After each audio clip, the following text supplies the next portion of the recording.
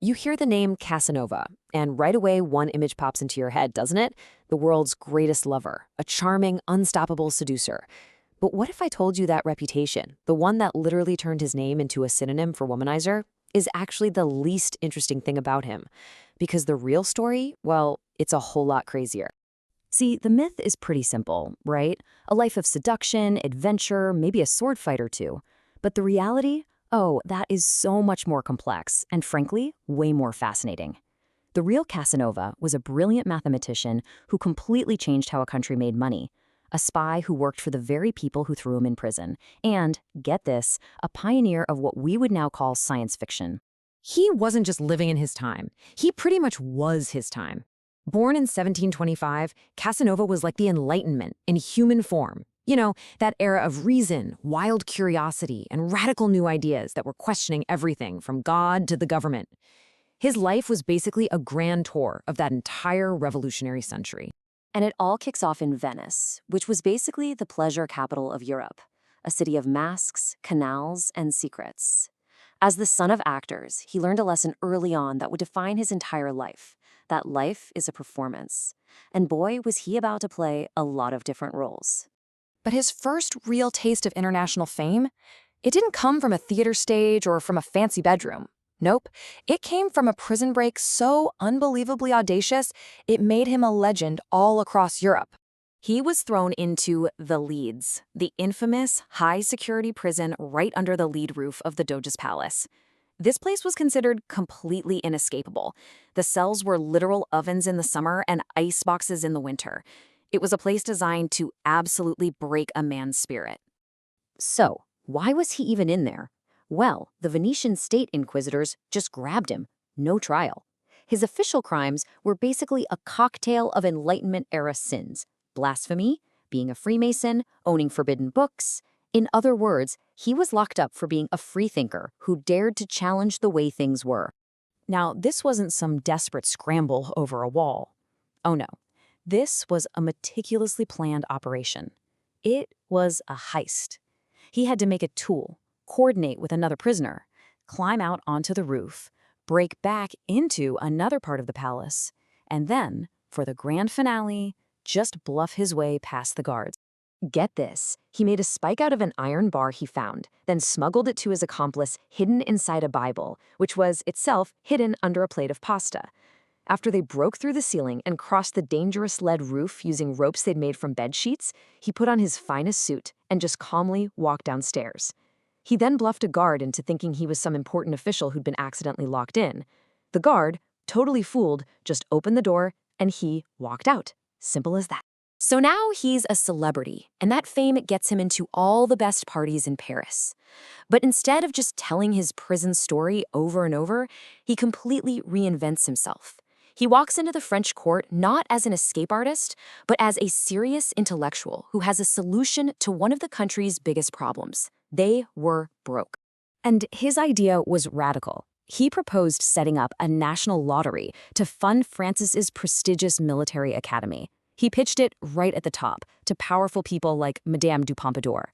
But the Royal Council was skeptical, to say the least. I mean, how could the government run a game of chance without risking bankruptcy? This was Casanova's secret weapon, pure math. He explained something called the law of large numbers, a core idea in probability. He proved that, yeah, the state might lose on one single ticket, but over thousands and thousands of tickets, its profit was a statistical certainty. He wasn't selling them a gamble, he was selling them a mathematical guarantee. And the result? It was an absolutely staggering success. At its peak, the lottery he designed was providing 4% of France's entire national income. This wasn't some little side hustle. It became a pillar of the French economy, all designed by the guy we only remember for his love life. Okay, so the lottery made him rich and famous all over again. But that was just one of his many, many careers. For Casanova, standing still was never an option. He was also a spy, an author, and a philosopher. I mean, just look at the company he kept. He argued about philosophy with Voltaire, he talked politics with Catherine the Great, he met Benjamin Franklin because they were both Freemasons. He even helped write parts of the script for Mozart's opera Don Giovanni. The man was at the absolute center of the Enlightenment's intellectual universe. And then, in one of history's greatest plot twists, his life came full circle. Years after his incredible escape, he found himself needing money. So the former political prisoner goes back to Venice and becomes a paid informant for the very same state inquisitors who threw him in that prison. He went from being their greatest failure to their secret agent. When you look at it all, that lover part of his story, it really starts to seem like a pretty small slice of the pie, doesn't it? He was a financier, a diplomat, a spy, a philosopher, but more than anything, he was an author, constantly writing his own story, both on the page and in the way he lived. And just when you think you've got him figured out, we get to maybe the most surprising role of all. In 1788, he published this massive 5-volume novel called Ico Samaron. It was a total flop at the time. Nobody bought it. But today, it's seen as a pioneering work of science fiction. Inside this crazy story about a world deep underground, Casanova's imagination just went wild. He was writing about technologies that wouldn't exist for 100 years or more, things like self-driving carriages, submarines, even a version of the telegraph and poison gas. The great lover was also a futurist? Who knew? But, even a life as wild as Casanova's has to end, and his final chapter wasn't filled with daring escapes or royal courts. It was a story of quiet desperation in a dusty old library in a final race to create his one true legacy. In his old age, he ended up taking a job as a librarian in a remote castle. He was lonely, he was bitter, he felt forgotten, so he started writing his memoirs, his history of my life, almost as an act of defiance. He was trying to prove, maybe just to himself, that his incredible life had actually happened. The story of that manuscript is almost as incredible as his escape from prison. For more than a century, it was locked away and only published in super censored versions. Then, during World War II, the original text was literally rescued from the rubble of a bombed-out publishing house on a bicycle. It wasn't until 1960 that the world finally got to read his story the way he actually wrote it. And this, right here, is the key to the whole myth.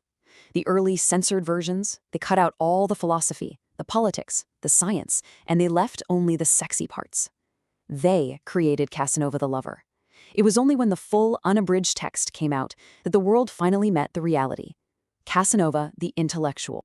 Today, his autobiography isn't just seen as a list of his romantic conquests. It's considered a national treasure in France, and one of the most important, most detailed portraits of the 18th century ever written. It's an eyewitness account of a world on the very brink of revolution, from a man who saw it all. Which brings us right back to the start. Casanova, the lover, that's the myth. Casanova, the polymath, that's the man. But when the myth becomes more powerful, more famous than the actual person, you have to ask yourself, which one is his real lasting legacy?